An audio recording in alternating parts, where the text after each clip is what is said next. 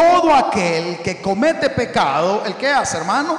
Infringe también la ley, pues el pecado es infracción de la ley. Fíjese, hermano, que vamos a estar viendo tres aspectos del pecado. Y cuando hablo tres aspectos es porque de una manera general y resumida abordo lo que tiene que ver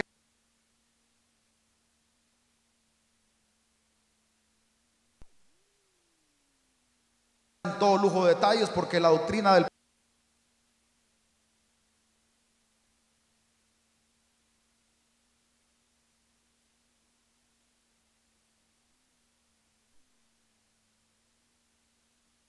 el hombre es, y hay una serie, la implicación de dónde surge, hay una serie de elementos, hermanos, los cuales están inmersos en la doctrina del pecado. Pero yo voy a tocar algunos aspectos, voy a tocar tres aspectos para ser una manera específica, clara y concisa con todos ustedes.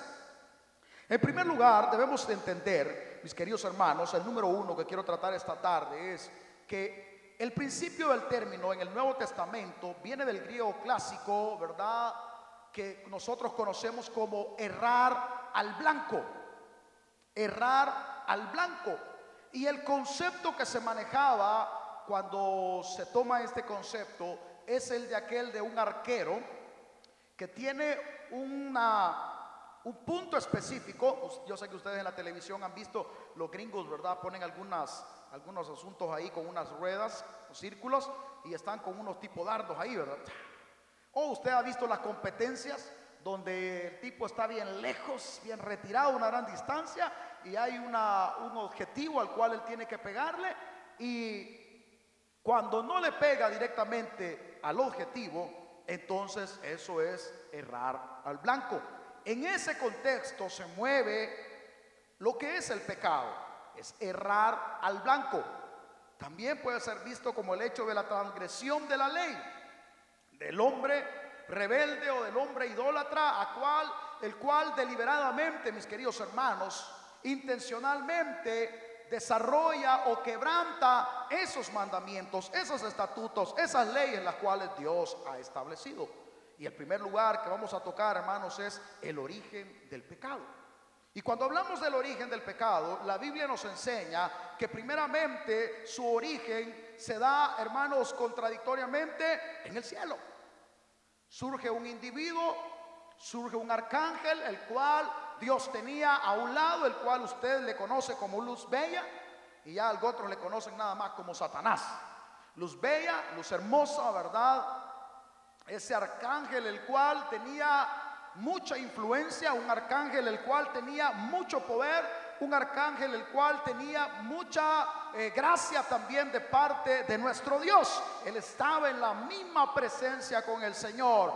Pero el libro de Isaías y en Ezequiel encontramos al respecto que se utiliza una alusión de un rey, se hace como la alusión, hermanos, a este arcángel también, donde Dios le dice que a causa de las intenciones que él tuvo de querer ser igual que él, estar en la posición de Dios, ubicarse más alto que Dios, porque si ya Dios es la máxima autoridad, entonces este arcángel quería ser más que Dios, porque para llegar a la posición que él quería, tenía que dejar abajo a Dios. Entonces este arcángel, hermanos, surge en él la inquietud, el deseo de poder, el deseo de querer lograr las cosas, y como no lo logra, comienza a hacer una revuelta en el cielo, si podemos utilizar esa expresión, una revuelta en el cielo, y comienza a hablar de inconformidades a los demás ángeles.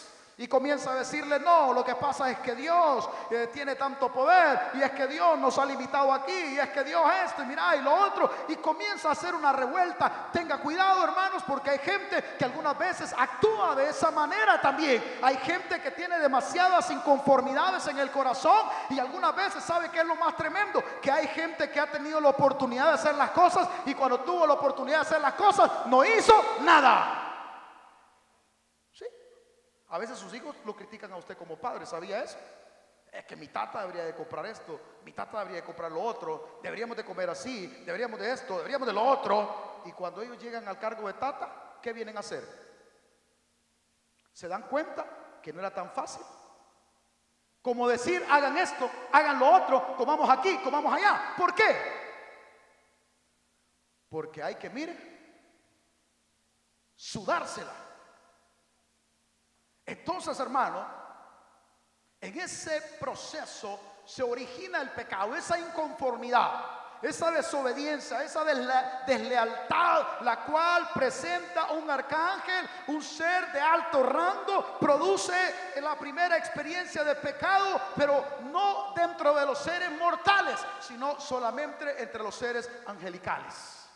En segundo lugar, también el pecado da origen ya para el ser humano cuando tiene la experiencia, mis queridos hermanos, entre Adán, Eva con la serpiente. Yo sé que usted lo ha leído en muchas ocasiones. El Génesis capítulo 3 nos relata cómo, hermanos, la serpiente comienza a platicar con Eva y comienza nuevamente el que, hermanos, mire qué curioso es el pecado, pero siempre va al punto de vista de inconformidad. Así que el Señor te dijo que si comieres, que si esto, que si lo otro, no te va a pasar nada, mujer. Inconforme a la serpiente, ¿verdad? Los inconformes siempre están propensos a pecar. ¿Y sabe por qué? Porque su mismo deseo, su mismo anhelo los empuja a la desobediencia. Por eso cuando usted, hermano, se siente inconforme en algo, tenga cuidado. Evalúelo bien de verdad si aquello es verdadero o no, porque puede ser que usted esté conspirando contra algo lo cual no sea cierto. Tenga cuidado. Y entonces la serpiente comienza a darle, como nosotros decimos en el buen chalchuapaneco, ¿verdad? Le comenzó a dar casaca a la Eva. Y el problema, hermanos, de toda pecadora y de todo pecador es comenzar a prestarle atención a lo que otro nos puede decir. ¿Ya te diste cuenta? ¿Qué? Que ese tu coordinador o esa tu coordinadora o ese pastor de Ciudad Real o ese pastor de la Central o esto y lo otro y aquí, tenga cuidado. Tenga cuidado. Ese es un principio de inconformidad y eso le puede costar caro a usted. ¿Sabe por qué? Porque usted comienza a prestar sus oídos para ruidos. Satanás no se quedó tranquilo con el haber desobedecido. Ese ángel precioso, bello, tenía poder, tenía gustos, tenía lujo, tenía comodidades, tenía posición. ¿Qué puede pedir, pues? ¿Qué puede pedir, pues? No tenía todo. Pero el problema es que el pecado siempre va a ser producto de la inconformidad, de no estar contento usted como Dios lo tiene. Hay gente que nunca está contenta como Dios la tiene. Señor, ¿y por qué aquí? Señor, ¿por qué allá? Señor esto, Señor lo otro, Señor aquí, bla, bla, bla, bla. Cuando vienes a sentir, ¡pam!, te viene tu primera prueba o te viene tu problemita para que te endereces. Pero no es el propósito, solo estoy dando panorama nada más. Entonces debemos de quedar claros entonces que el origen espiritual en el ámbito espiritual se da a partir de un arcángel el cual tenía mucha eminencia y tenía mucho poder en un círculo en el cual Dios le había confiado muchos beneficios. En segundo lugar, llega al plano de Eva. Eva tiene la oportunidad de comer de ese fruto el cual el Señor le había dicho que no lo fuera a comer. Y como las cosas que le dicen a uno que no las haga son las más atractivas, hermano.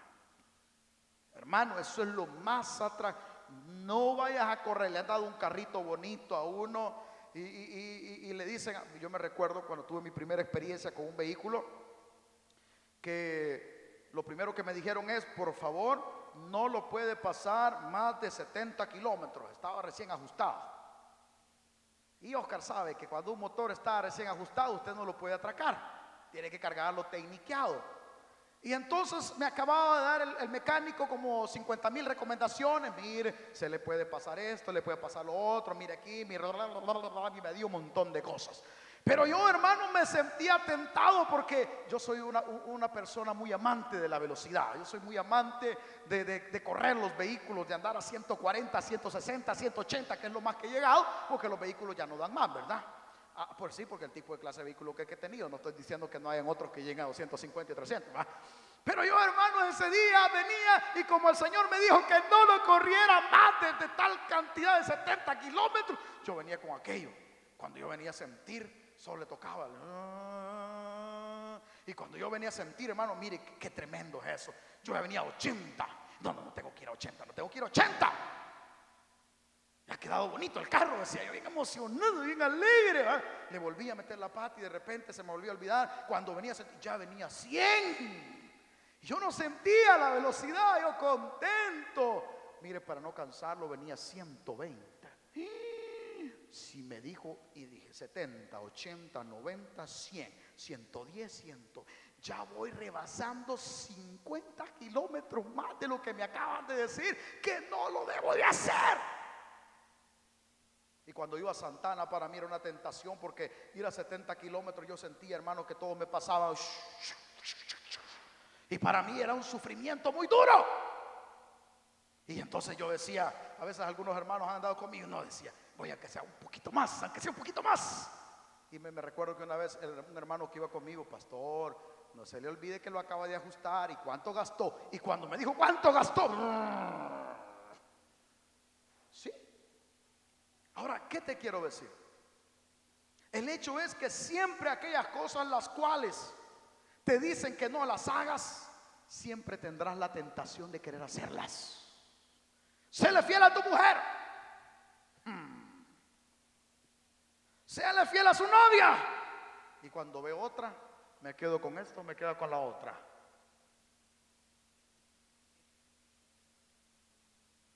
Mira el hermano que tiene la par. No le pase eso a usted, hermano, dígale. No de la novia, ¿verdad? Sino de otras cosas. Que lo quiere que hagan, eso hace usted.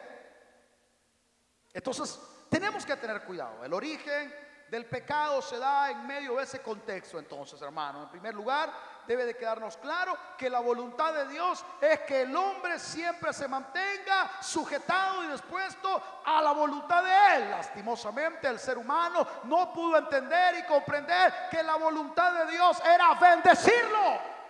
Y mire cuánta gente siempre hace esta pregunta: ¿y por qué Dios puso el árbol si sabía que el ser humano iba a pecar?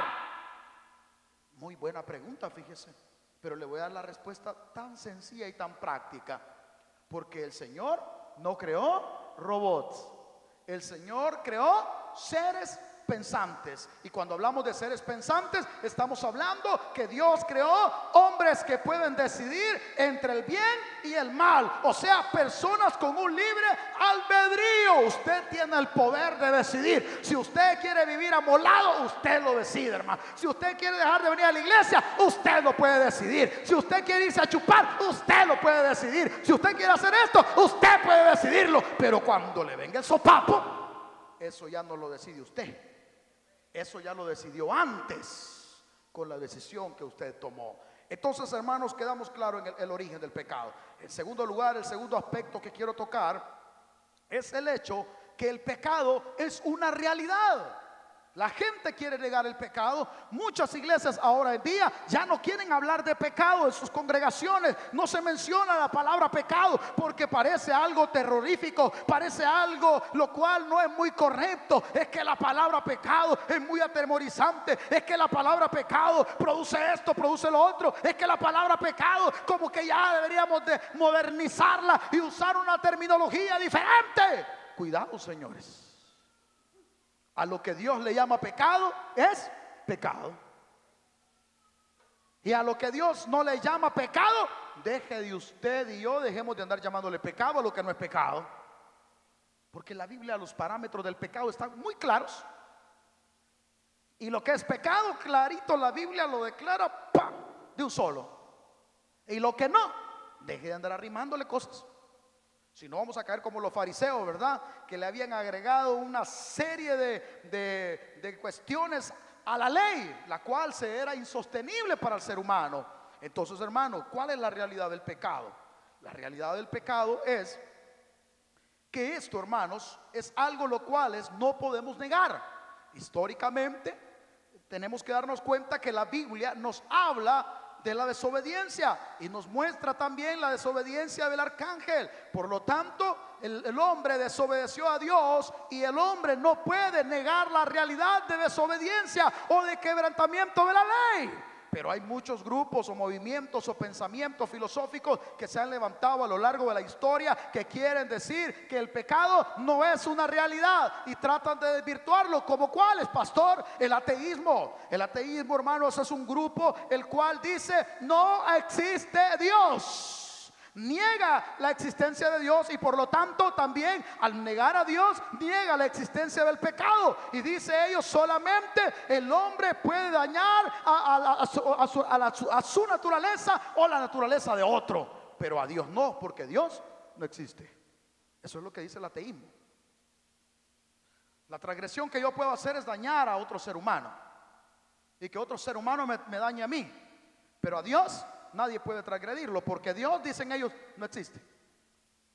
Ellos quieren negar la realidad del pecado y por ahí andan grupos religiosos, hermanos, tocando las puertas en las cuales también niegan la realidad del pecado, porque dicen que no hay infierno, que no hay un lago de fuego, que no hay un lugar de tormento, que no hay un lugar donde va a la gente a ser destinada a causa de la desobediencia. Pero la Biblia en repetidas ocasiones nos muestra el hecho, hermano, que aquel que pecare automáticamente va a tener que morir. Y cuando hablamos de muerte, el problema es que la gente lo quiere ver de una muerte física nada más. Y el primer plano de lo que la Biblia habla es de una muerte espiritual.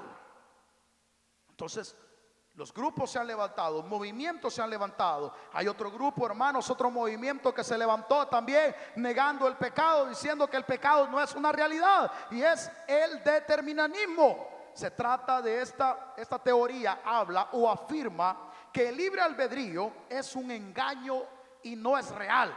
Nos imaginamos que somos libres para escoger, cuando en realidad nuestra elección es dictada por nuestros propios estímulos internos. O sea, nuestros deseos internos, nuestra posición interna decide verdaderamente, pero no hay un poder de decidir. Hay fuerza, hay un poder el cual no puedes dominar, el cual decide por ti, dicen ellos. Y estos estímulos internos producen circunstancias fuera de nuestro dominio, y el cual produce que el hombre simple y sencillamente sea esclavo de las circunstancias. O sea, no existe el pecado. Son las circunstancias de la vida, son situaciones que van pasando, pero el hombre no es culpable de nada de ello. Son impulsos, son motivaciones humanas, es un dominio que está ejercido por una naturaleza interna, la cual el hombre no tiene dominio de ella. Por eso ellos dicen que el libre albedrío es una mentira. Pero también hay una tercera teoría. Pastor, ¿por qué ha traído estas teorías? Porque algunas veces las estamos viendo hoy en la televisión. Hoy en la televisión muchas de esas teorías filosóficas, pensamientos filosóficos se están moviendo en la televisión. Un día estaba viendo una caricatura. Cuando estaba viendo esa caricatura, de repente comienza a hablar de algunos aspectos de una religión. Comienza a hablar del karma, comienza a hablar de esto y lo otro. Y se me viene a mí a la mente, bueno, y eso está en religión, eso está el pensamiento filosófico. De ahí han sacado una caricatura. ¿Y qué hacen? Presentarte a través de figuras a los niños esa dicha religión. El problema es que como uno desconoce de esos pensamientos filosóficos, uno lo mira como una simple y sencilla caricatura, cuando en realidad su trasfondo, hermano, tiene aspectos totalmente religiosos. ¿Cuántos de ustedes han visto aquella caricatura que el medio cristiano sacó, que hablaba de las historias bíblicas? Me he olvidado cómo se llama. Alguien tal vez se recuerda. El superlibro. Gracias, Daniel Méndez. El superlibro. Así como el superlibro presentaba las caricaturas de la Biblia, así ahora, hermano, están hablando al respecto del budismo, están hablando al respecto del shintoísmo, están hablando ahora al respecto, hermano, de diferentes religiones, las cuales los musulmanes, todos ahora a través de las caricaturas están presentando su pensamiento religioso. ¿Cuál es el problema? La iglesia desconoce ese tipo de filosofías y por ende solo las mira, no las entiende y no las comprende. Por eso yo me he dado el tiempo hoy de mencionarles tres. La tercera es, hermanos, el hedonismo. Esta palabra procede de una raíz etimológica griega que significa placer. Preste atención a esto. Usted se va a identificar porque esto hoy en la televisión está muy plagado. Está muy, pero muy fuerte. Se trata de una teoría que mantiene que el mayor bien de la vida es el disfrutar los placeres y evitar el dolor. Y mire, si usted sencillamente comienza a hablar de eso, ¿quién no quiere vivir bien en la vida? ¿Cuántos no quisiéramos tener una vida, toda la vida, de puros placeres? Tranquilos, al suave, sin que nada pasa, sin que nada suceda. Aparentemente la teoría es buena, pero la realidad es que comienza a sumergirte en algo más profundo. Y dice que esta teoría te mantiene para que disfrutes todos los placeres de la vida y puedas evitar el dolor. De manera que lo primero que uno debe de preguntarse es: ¿me proporciona placer? Si yo voy a hacer algo, hay un ejemplo. Yo puedo tener, dice esta teoría, yo puedo tener 2 mujeres, 3 mujeres. Lo que yo debo de preguntarme es: ¿me produce placer? Y si usted llega a la conclusión que le produce placer, entonces usted, ¿qué debe de hacer? Disfrutarlo. Mire qué bonita esta teoría. ¿Cuánto le gustó, hermano? Dice que debe preguntarse: bueno, me voy a poner una endrogada, me voy a volver loco en la droga, me voy a ir de una manera exorbitante, pero lo primero que me debo de preguntar es: ¿me va a producir placer esto? Y si esto me produce placer, yo puedo practicarlo. Mire qué bonito, hermano. Yo sé que algunos de los que están ahí, ¿para qué nos hicimos cristianos? Dicen: mejor hubiera seguido ahí, dice.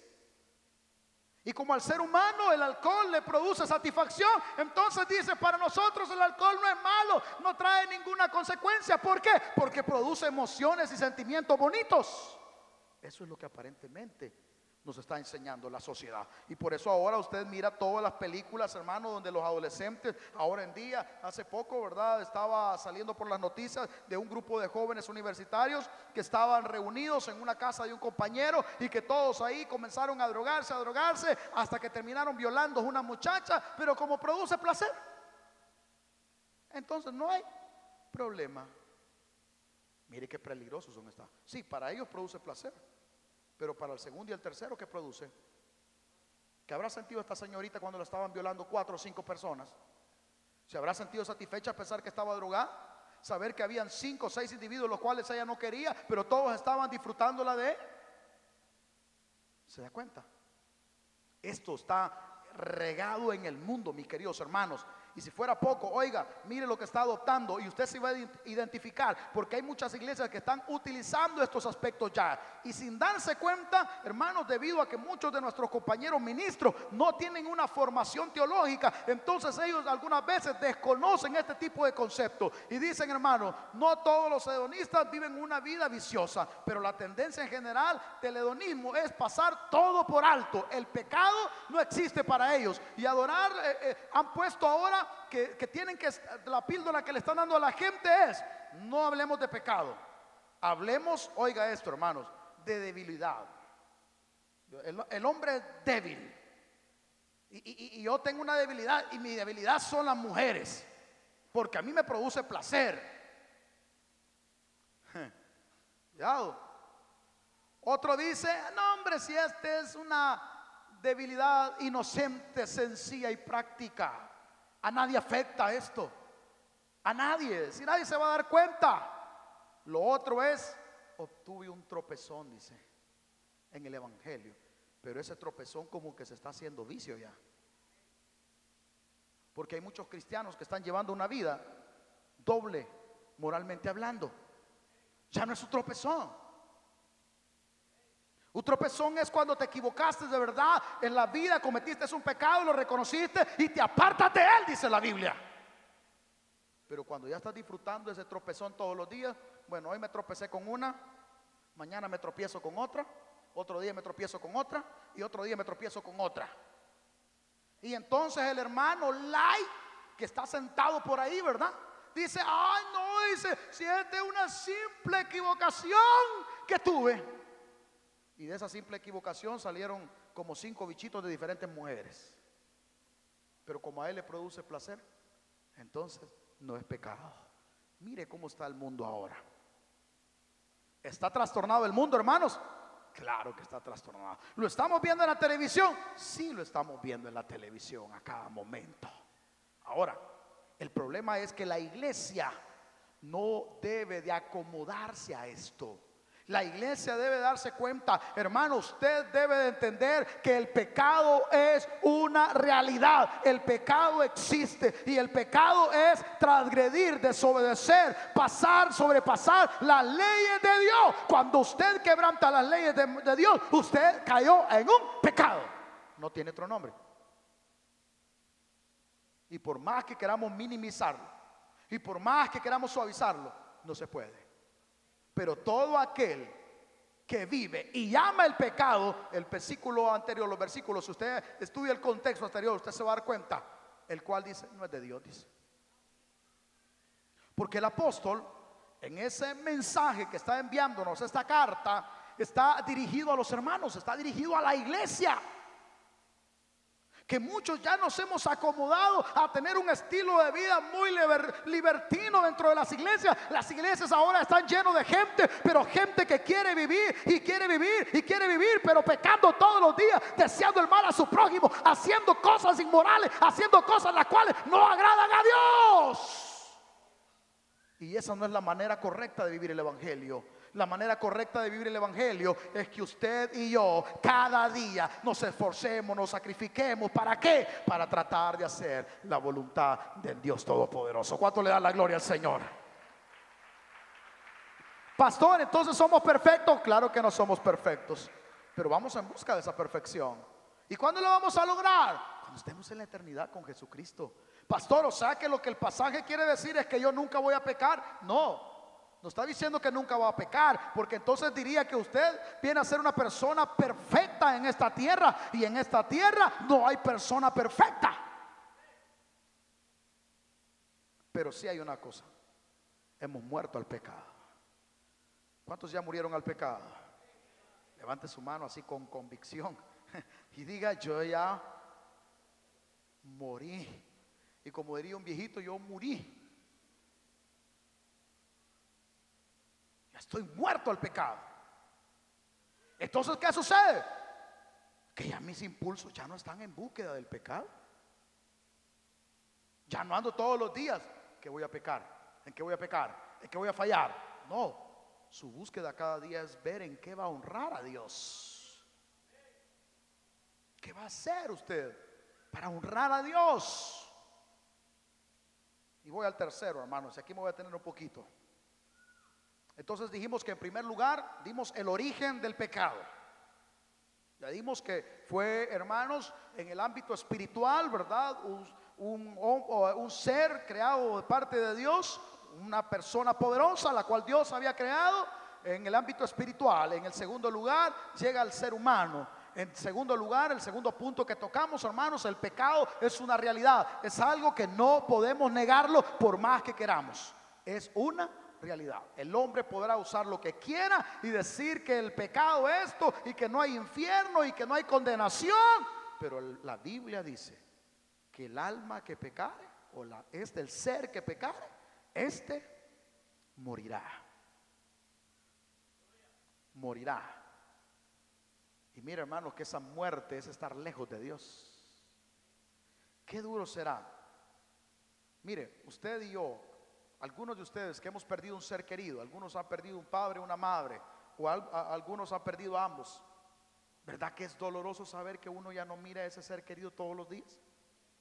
Uno se levanta y desea ver a su ser querido, aunque sea con la dolama que tuviera, pero uno lo quiere ver. Y mira, hermano, lo mismo va a ser. Usted que conoció de Dios va a querer que Dios lo saque de ese lugar de tormento. Pero ¿cuál va a ser el problema? Su pecado lo llevó a la muerte espiritual, y la muerte espiritual te va a llevar a una condenación eterna, donde ya no va a haber lugar de salir, y usted va a estar ahí queriendo: ay, si tuviera la oportunidad hoy de arrepentirme, Si tan solo Cristo viniera nuevamente a mi vida, si tan solo Dios hiciera un milagrito de sacarme, como decía aquel hombre, manda a Lázaro. ¿Estamos aquí, iglesia? Y ya no hay tales. Qué doloroso ha de ser saber que un día fuimos cristianos, hijos de Dios, hombres, mujeres, que pretendimos llegar al cielo, pero que no logramos llegar. En tercer lugar, ¿cuál es el otro aspecto que quiero tocar del pecado? El tercer aspecto que quiero tocar son las consecuencias del pecado, hermanos. Vimos su origen, vimos que es una realidad, no podemos negarla, pero hay un problema que muchos estamos experimentando y estamos viviendo, y es que estamos experimentando las consecuencias. El problema es, hermanos, que el ser humano no logra comprender que Dios te puede dejar. Mira, si vos quieres pecar, usted da libre albedrío, usted lo decide. Pero mire, hermano, el pecado dio origen a tres consecuencias. Bueno, hay muchísimas, el pecado tiene muchísimas. Yo solo he apartado tres nada más por cuestiones de tiempo. Pero mire, lo primero que el pecado destruye, mi querido hermano, es su condición material. Fíjese que pocas veces hablamos de esto, pero el pecado destruye la condición material. Hay gente que vive quejándose toda la vida.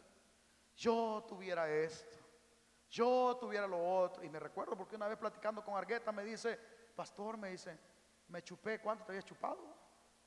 Casi 1 millón. ¿Cuánto hubiera hecho con eso? Una buena casa. Ay, disculpa que te voy a ilusionar ahorita, ¿verdad? Pero ni modo, ya. Esto va a servir hoy de ejemplo para todos, para que no hagan eso. Porque hay uno que tiene todavía el poder de rescatarse de ahí. Una buena casa, buen carro, una cuenta en el banco, tranquilidad, estabilidad. Pero en ese momento el pecado no te permite verlo de ese punto de vista. ¿Por qué? Porque el pecado te ciega. El pecado pone una venda y aunque estás en la realidad, la venda no te permite ver la realidad. Cuando tú estás vendado, te puedes mover para un lado, te mueves hacia otro lado, caminas hacia un lugar, caminas hacia otro, y el pecado nunca te dejará ver la realidad que tú estás viviendo. Y por eso el pecado te dice, no hombre, si esto es lindo, hombre, si esto es bonito, si esto es agradable, no te preocupes, ¿para qué estás abatido? ¿Para qué estás afanado? No hombre, dale rienda suelta a la vida, dale, dale, dale, dale. El problema es que Satanás, la vida del mundo, nunca te va a hablar que hay consecuencias las cuales van a destruir tu vida. Y mira, y por eso muchos hermanos no tienen nada, lastimosamente. Algunos tuvieron casa, se la chuparon. Me recuerdo, tuve la oportunidad una vez de recoger a un licenciado en idiomas de la calle, tirado, todo sucio, vomitado, hecho sus necesidades.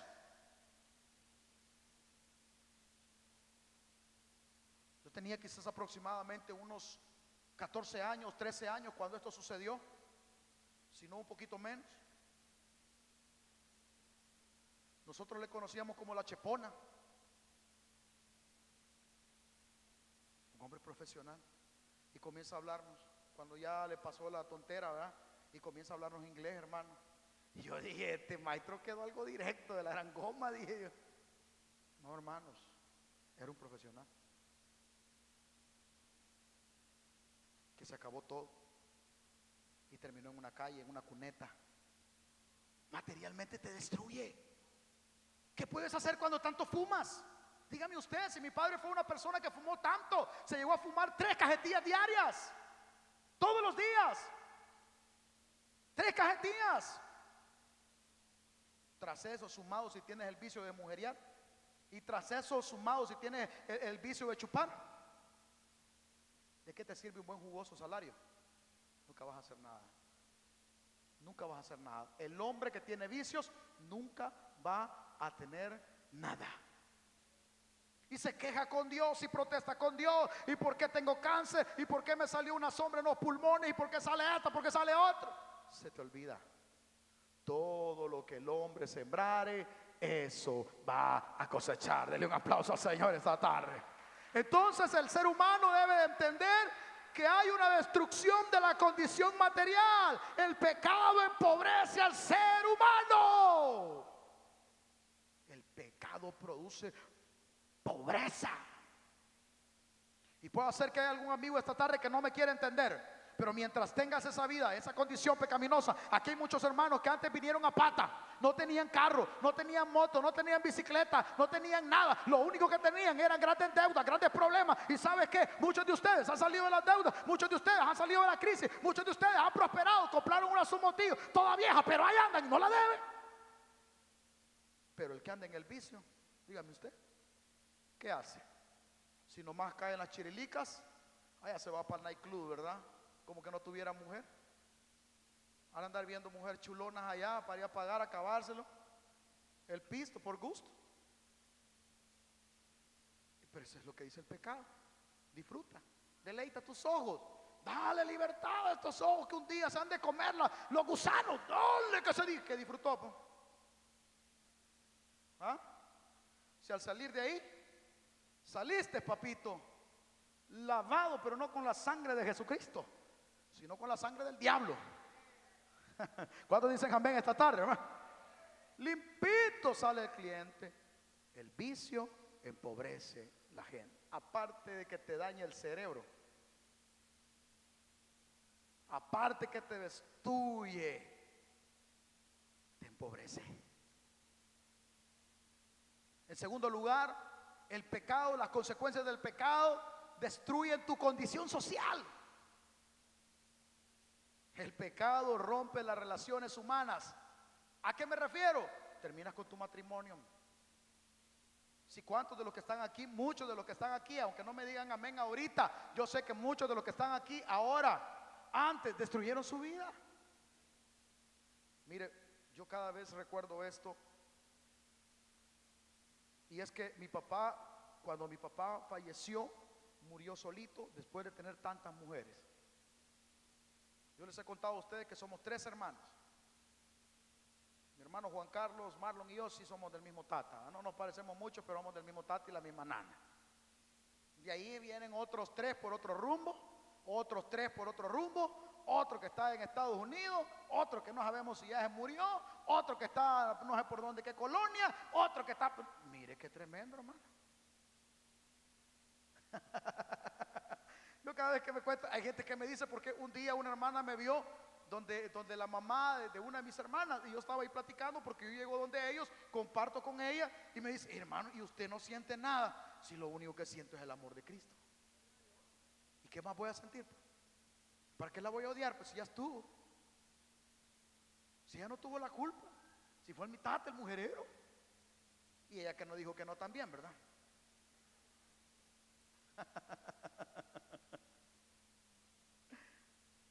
Pero ¿cuántas familias no son destruidas a causa del vicio? Bonita familia. Comenzaste a acabarte la plata, comenzaste a desperdiciar tu dinero, comienza la mujer a decirte, ¿y el pisto, viejo? No moleste, vieja, no moleste. Aquí que no sé qué, que no sé cuánto. No, el pisto te está diciendo para pagar el agua, la luz, teléfono, cable, la comida de los hipotes, la escuela y todo lo demás. No moleste, no moleste. Ay, Dios va a tener misericordia. Ahí se acuerdan de Dios.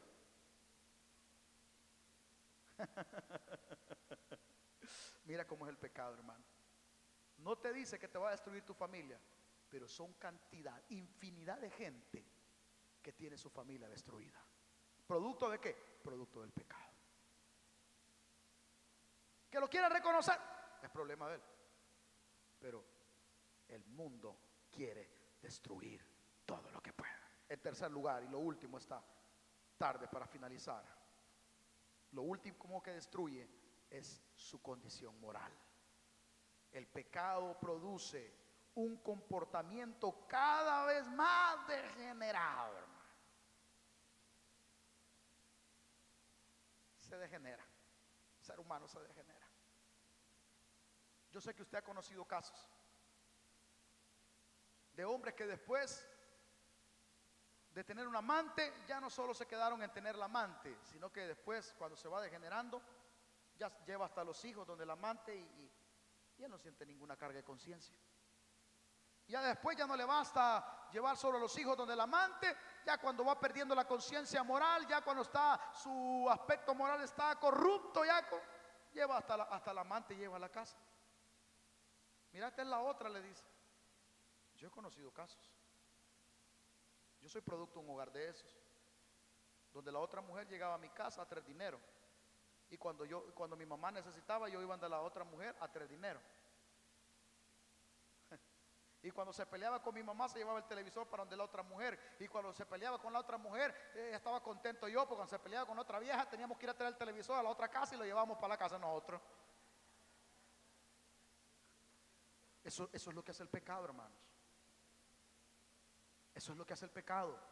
Degenera la mente del ser humano, no te permite pensar, te corroe, te arruina la realidad. Y ¿sabes qué? Aunque tengas a tus hijos llorando, ya no te importa, porque tu mente está corrompida, está arruinada tu mente. Y entonces, ¿qué pasa? El diablo se está deleitando. ¿Por qué? Porque ha arruinado la vida del ser humano. Pero hoy, esta tarde, quiero decirte, para nosotros hay buena noticia. Jesucristo pagó el precio en la cruz del Calvario, y por eso ahora tenemos derecho a una nueva vida.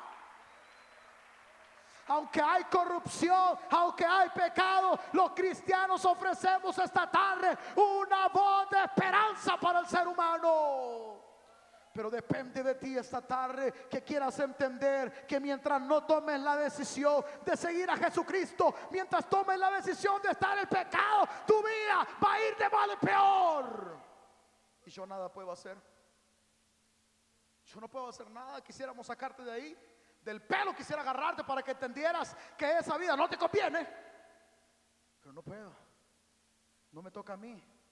Te toca abrir los ojos y tú no los puedes abrir porque tiene una gran venda. Y tú dices, no, tranquilo, pastor, al suave. Yo creo que al rato. ¿Cuántos hemos tenido aquí en esta iglesia que nos han dicho al rato y cuántos han muerto? Estuvimos al caso hace poco en una célula, hace poquito, hace unos pocos días, de una persona que tanto se le invitó a la célula, y hace poco murió. Y hoy que fue a invitar al hermano líder a la célula, llegó porque la semana pasada la habían llegado a invitar y todavía estaba la señora ahí. Lamentablemente esta otra semana llegamos, ella rechazó al Señor, no quiso nada con Cristo, y hoy que se le llegó a invitar, la sorpresa es que ella ya había muerto. ¿Qué puedo hacer yo? Muchos de ustedes le hacen el mal feo a las células, pero en las células se salvan vidas. El problema es que no lo hemos entendido. Pero en las células se pueden salvar vidas. Las células son para salvar vidas. Las células son para ayudar a la gente, a esa gente que está arruinada en el vicio, en el pecado, esa gente la cual te he predicado hoy, esa gente que hemos mencionado, y tú te has identificado con un familiar, algún amigo, algún vecino, alguna persona. Tú te has identificado, pero no solo te identifiques, entiende, él se está muriendo sin Cristo y sin esperanza. ¿Y qué vas a hacer tú? ¿Qué voy a hacer yo?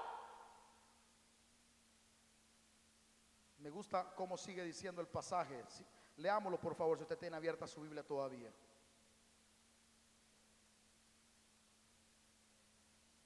Esto es por los hermanos que quieren seguir todavía haciendo el pecado.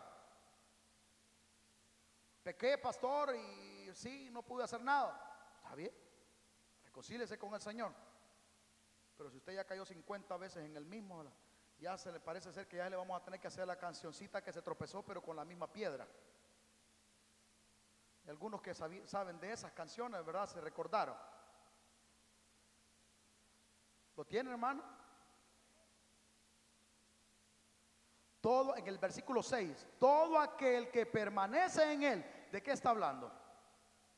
El que está en Cristo. El que está en Cristo. Mire, todo aquel que permanece en él, en Cristo, ¿el qué hace, hermanos? No peca. Todo aquel que peca, ¿qué hace? No le ha visto, ni le ha conocido. Hijitos, nadie os engañe. El que hace justicia es justo como Él. ¿Como quién?